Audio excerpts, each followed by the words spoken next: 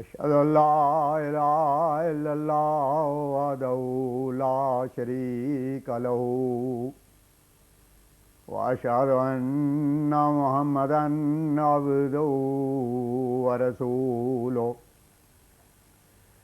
اللهم صل على سيدنا ومولانا محمد وعلى آل سيدنا ومولانا محمد وبارك وسلم إنك حميد مجيد۔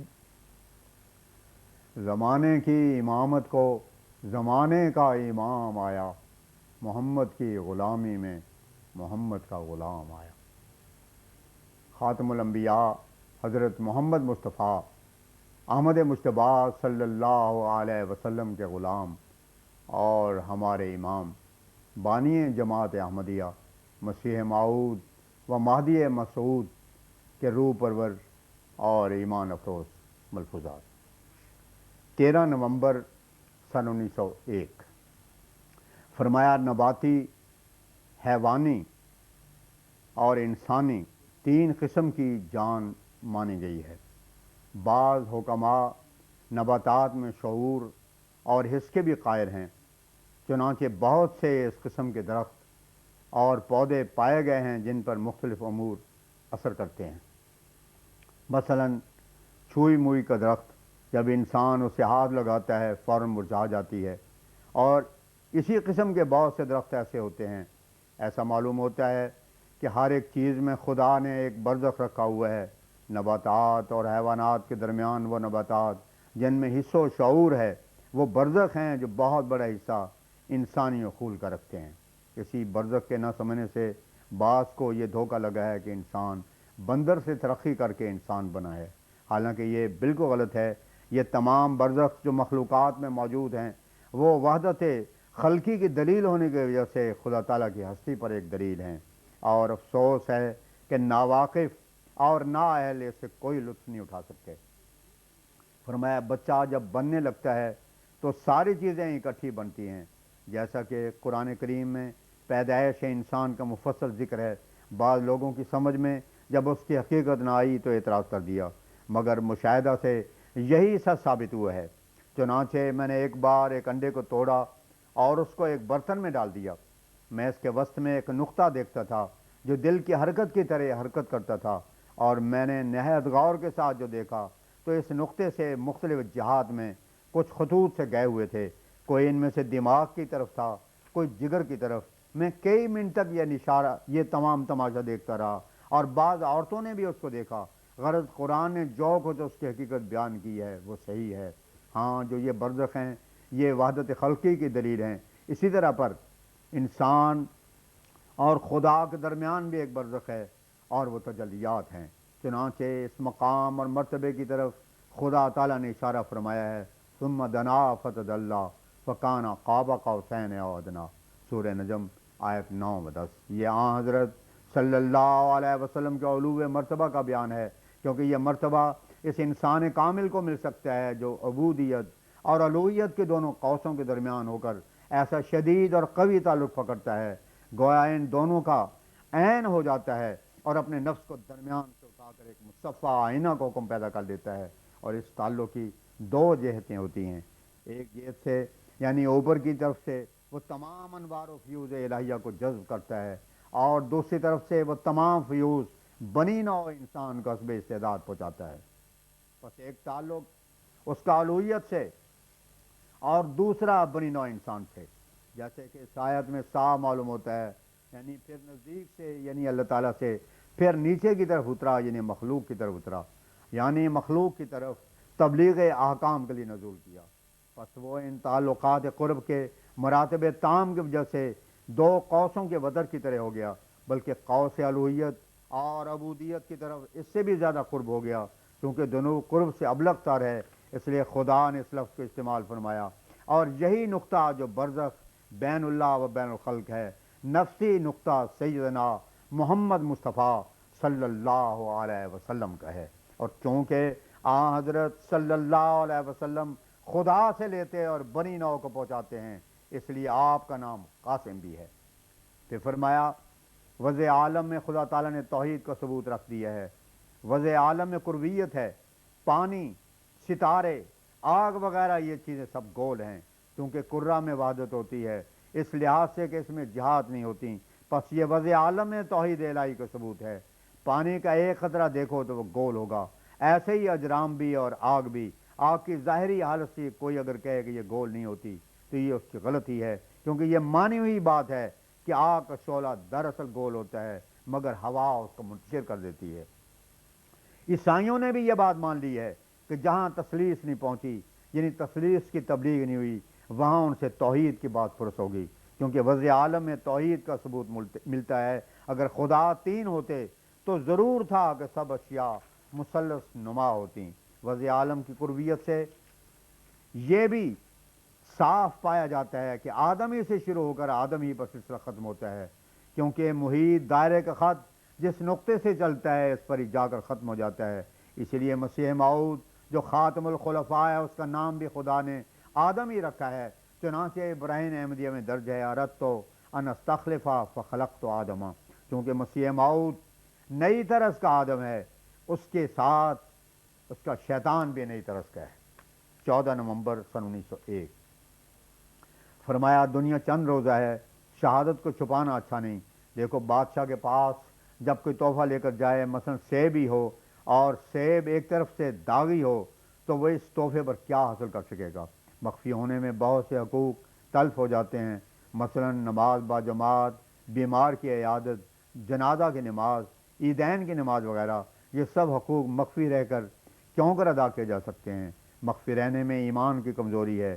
انسان اپنے ظاہری فوائد کو دیکھتا ہے، مگر وہ بڑی غلطی کرتا ہے۔ کیا تم ڈرتے ہو کہ سچی شہادت کے ادا کرنے سے تمہاری روزی جاتی رہے گی؟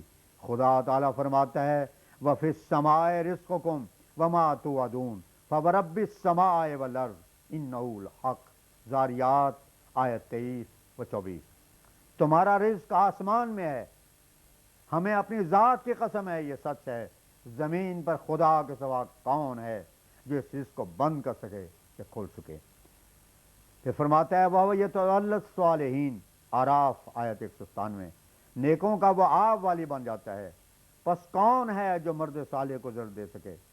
اور اگر کوئی مصیبت یا تکلیف انسان پر پڑے، من یتق اللہ یجعل لہ مخرجا، جو خدا کے آگے تقوی اختیار کرتا ہے، خدا اس کے لیے ہر ایک تنگی اور تکلیف سے نکلنے کی راہ بنا دیتا ہے۔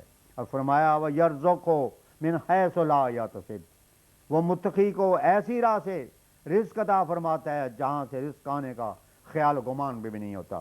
یہ اللہ تعالیٰ کے وعدے ہیں، وعدوں کے سچا کرنے میں خدا سے بڑھ کر کون ہے؟ پس خدا پر ایمان لاؤ، خدا سے ڈرنے والے ہرگز ضائع نہیں ہوتے۔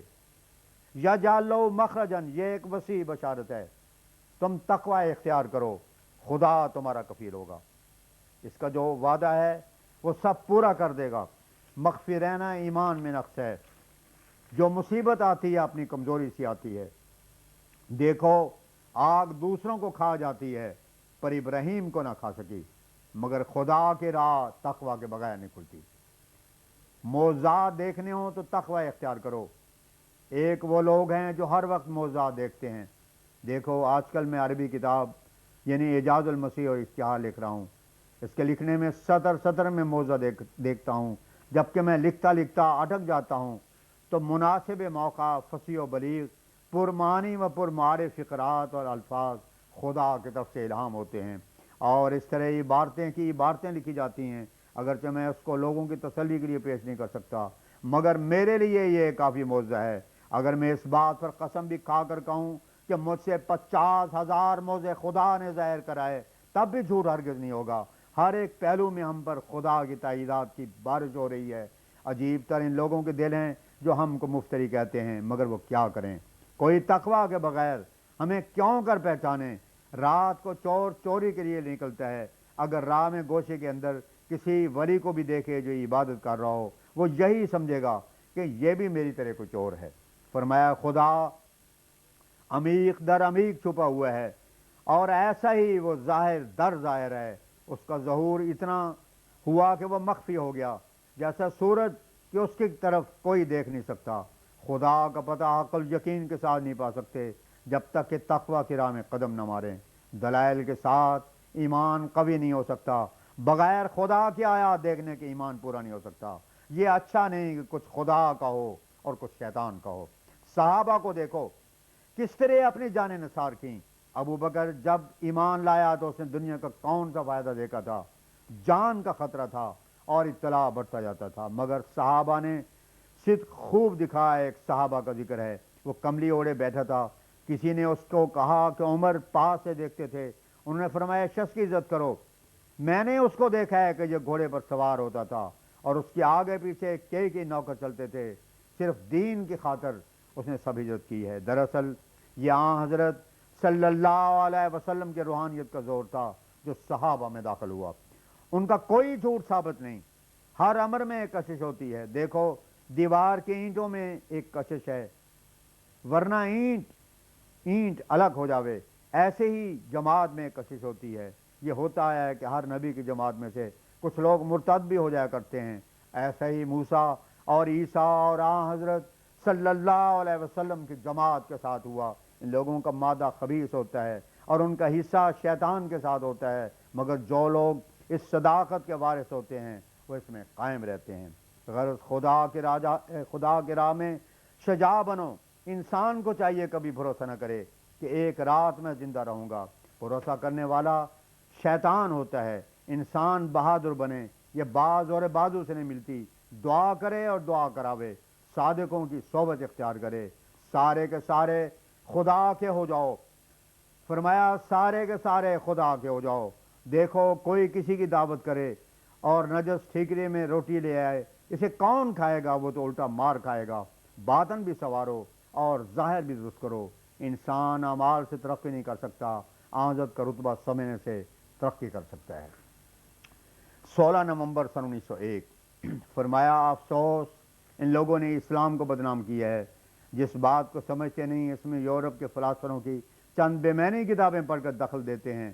معجزات اور مکالمات الہیہ ہی ایسی چیزیں ہیں جن کا مردہ ملتوں میں نام و نشان نہیں ہے، اور معجزہ تو اسلام کی پیری اینٹ ہے، اور غیب پر ایمان لانا سب سے اول ضروری ہے۔ اصل بات یہ ہے اس قسم کے خیالات دہریت کا نتیجہ ہیں جو خطرناک طور پر پھیلتی جاتی ہے۔ سر سید احمد نے وحی کی حقیقت خود بھی نہیں سمجھی۔ دل سے پھوٹنے والی وحی شاعروں کے مضمون آفرینی سے بڑھ کر کچھ وقت نہیں رکھتی۔ افسوس ہے کہ مولوی صاحب نے روپیہ صرف کیا اور کوشش کی، مگر نتیجہ یہ نکلا۔ مولوی صاحب اس کو ضرور خط لکھ دیں اور اسے بتائیں کہ معجزات اور مکالمات اور پیش گوئیاں ہی ہیں جنہوں نے اسلام کو زندہ مذہب قرار دیا ہے۔ اس لیے حضرت مسیح موعود نے دنیا بھر میں یہ پرشوقت منادی فرمائی، اسلام سے نہ بھاگو، راہ خدا یہی ہے، اے سونے والے جاگو، شمس الضحیٰ یہی ہے۔ مجھ کو قسم خدا کی جس نے ہمیں بنایا، اب آسماں کے نیچے دین خدا یہی ہے، کرتا ہے معجزوں سے وہ یار دین کو تازہ، اسلام کے چمن کی باد صبا یہی ہے۔ وآخر دعوانا ان الحمدللہ رب العالمین۔